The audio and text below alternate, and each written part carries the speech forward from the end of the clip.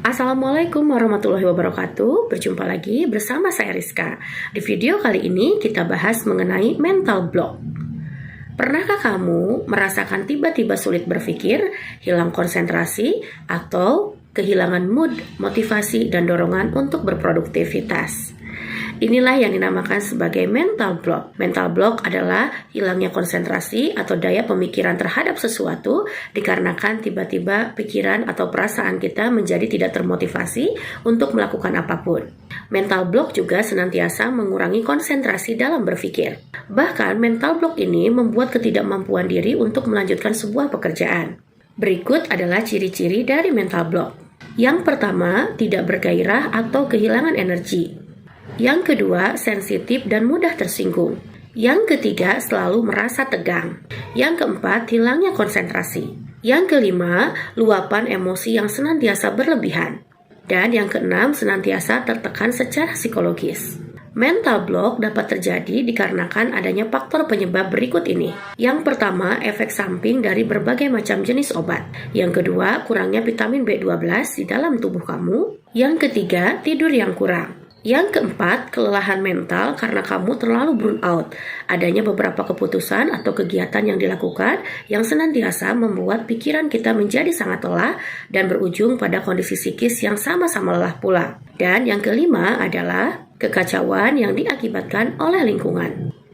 Sehingga lingkungan-lingkungan yang toksik atau lingkungan yang tidak sehat ini membuat kadar kecemasan dan hormon stres atau hormon kortisol menjadi sangat naik.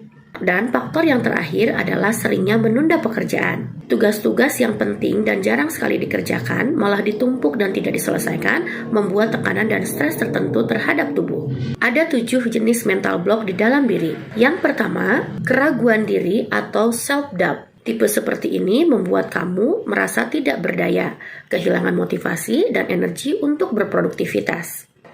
Kamu merasa ragu dengan kemampuan diri kamu sendiri. Walaupun kamu memiliki ability atau kemampuan yang tinggi, tapi kamu tetap merasa bahwa diri kamu tidak pantas, tidak layak, dan tidak sanggup melakukan pekerjaan apapun. Yang kedua, keraguan terhadap keputusan. Ada kalanya setiap apapun yang menjadi keputusan kamu merasa ragu dengan keputusan-keputusan tersebut. Sehingga hal inilah yang menjadikan seseorang mengalami fase mental block. Kamu merasa kurang percaya diri dengan keputusan-keputusanmu. Dan inilah yang membuat seseorang gagal di kemudian hari. Yang ketiga, pola pikir tetap atau fixed mindset. Pola pikir ini jelas sangat mengganggu pribadi seseorang dan menyebabkan seseorang mengalami fase mental block karena pemikiran-pemikiran kamu yang tidak berkembang. Kamu terlalu larut dengan pemikiran di masa lalu yang tidak dikembangkan di kemudian hari. Yang keempat adalah perbandingan atau comparison. Yaitu ketika kamu merasa tidak memiliki banyak peluang, kesempatan, berkreativitas, inovatif untuk menciptakan hal-hal baru terhadap diri kamu. Yang keenam adalah ketidakpastian. Artinya, kamu sudah memiliki banyak ide, tapi kamu bingung bagaimana cara memulai dan bagaimana cara kamu untuk bisa mencapai ide-ide tersebut. Dan yang ketujuh adalah tipe no limit. Artinya, kamu memiliki sesuatu yang tidak terbatas.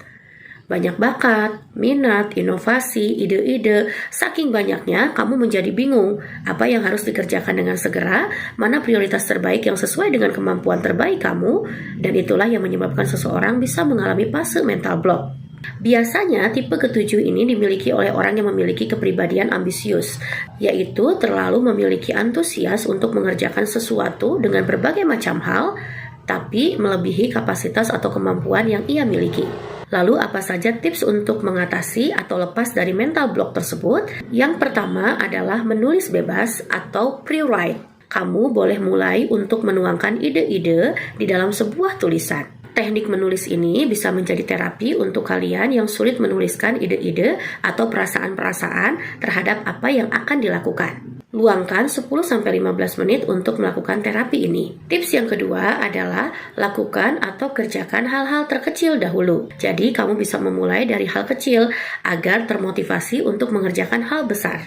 Apabila kamu sudah memulai untuk menyelesaikan hal kecil, maka kemungkinan besar di dalam tubuh akan mulai muncul motivasi untuk mengerjakan hal-hal lainnya. Hal kecil yang bisa kamu lakukan mulai dari membersihkan kamar, tempat tidur sendiri, atau kamu merapikan hal-hal yang sebetulnya perlu dirapihkan.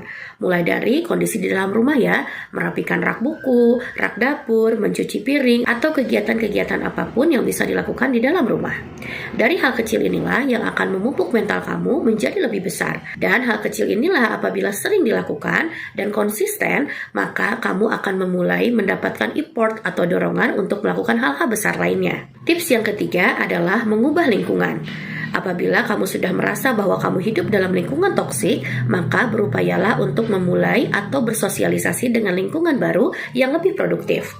Hal ini jelas akan membuat dan memupuk kondisi mental kamu menjadi lebih baik. Tips yang keempat adalah beristirahat yang cukup.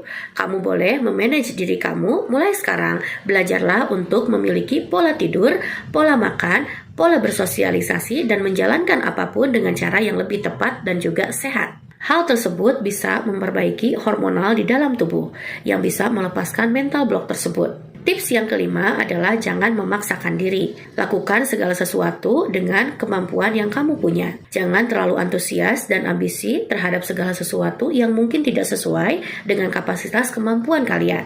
Jadilah diri sendiri, menjadi terhebat menurut versimu sendiri, tanpa membanding-bandingkan orang lain atau pencapaian yang sudah orang lain lakukan. Apabila kita melihat pencapaian orang, maka yang dilihat hanyalah prosesnya saja.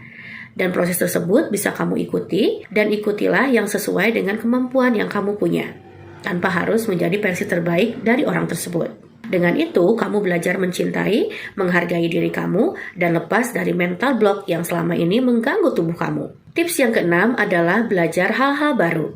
Apabila kita sudah memiliki kemampuan tertentu, maka jangan pernah puas dengan kemampuan tersebut.